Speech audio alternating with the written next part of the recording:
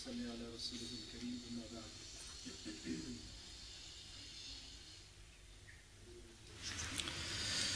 Abdullah ibn Abbas radiallahu ta'ala anhuma was the first cousin of the Prophet sallallahu alaihi wasallam.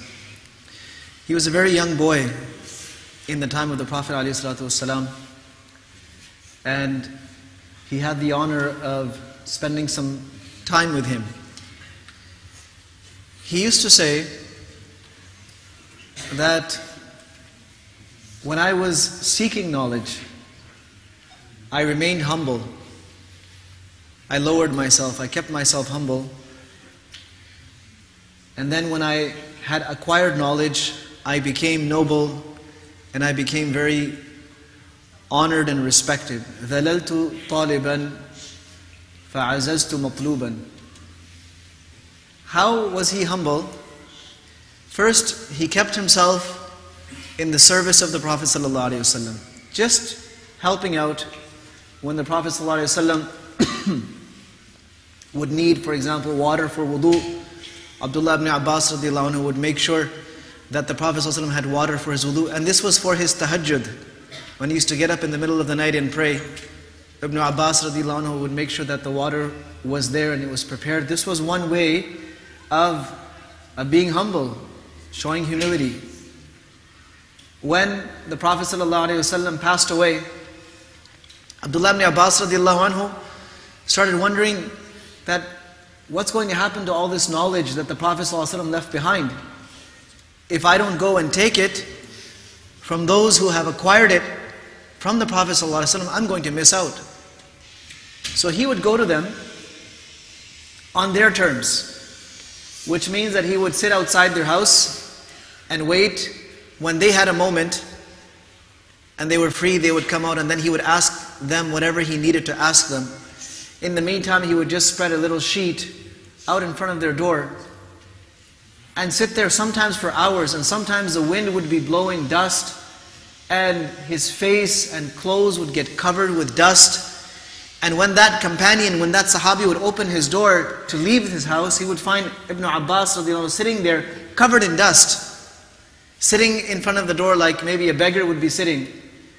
And they would get really embarrassed. They would say, "O cousin of Rasulullah sallallahu alaihi wasallam, your position is so high that we should come to you. You should have just called for us, we would have come to you.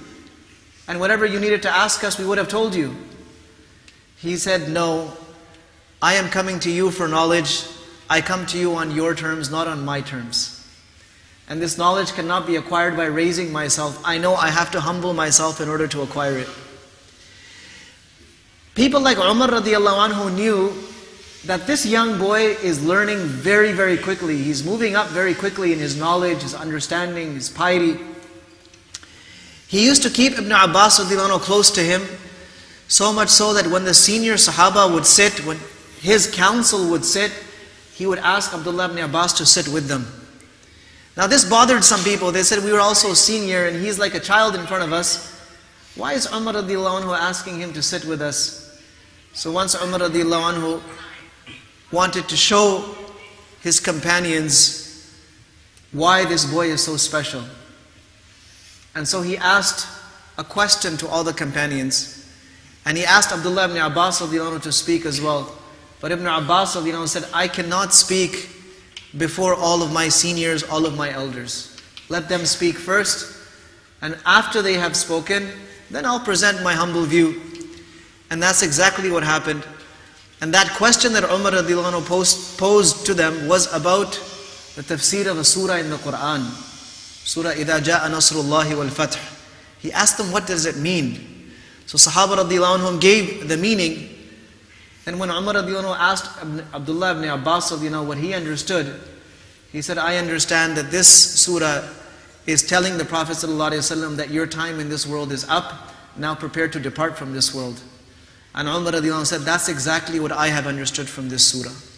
So in that short time, Ibn Abbas radiallahu anhu had gained such a profound understanding of the Quran and of the teachings of the Prophet sallallahu alaihi wasallam. And because of his humility, because of lowering himself and humbling himself, he had earned the dua of the Prophet ﷺ. When Nabi ﷺ saw that Ibn Abbas is so diligent and he is working so hard to serve the Prophet of Allah, referred to as the greatest alim of the Quran, the greatest mufassir of the Quran, the one who understood the meanings of the Quran better than anyone else. And even companions of the Prophet ﷺ would refer to him for knowledge. So, coming back to that comment that he made, ذَلَلْتُ طَالِبًا فَعَزَزْتُ مَطْلُوبًا, I stayed humble as a student of deen, and then Allah subhanahu wa ta'ala made me honorable as a teacher of deen. This is the way to acquire honor in the sight of Allah. Through the knowledge of deen, we humble ourselves. There are many times where you feel like showing who you are, showing what you know, showing how important you are. But when we're studying the knowledge of deen, there is no place for that. There's no room for that. We keep ourselves humble. We keep ourselves low. Ulama have said that knowledge for an arrogant person or for a proud person is just as destructive as a flood is for a tall building. العلم حرب للفتى المتعالي كالسيل حرب للمكان العالي.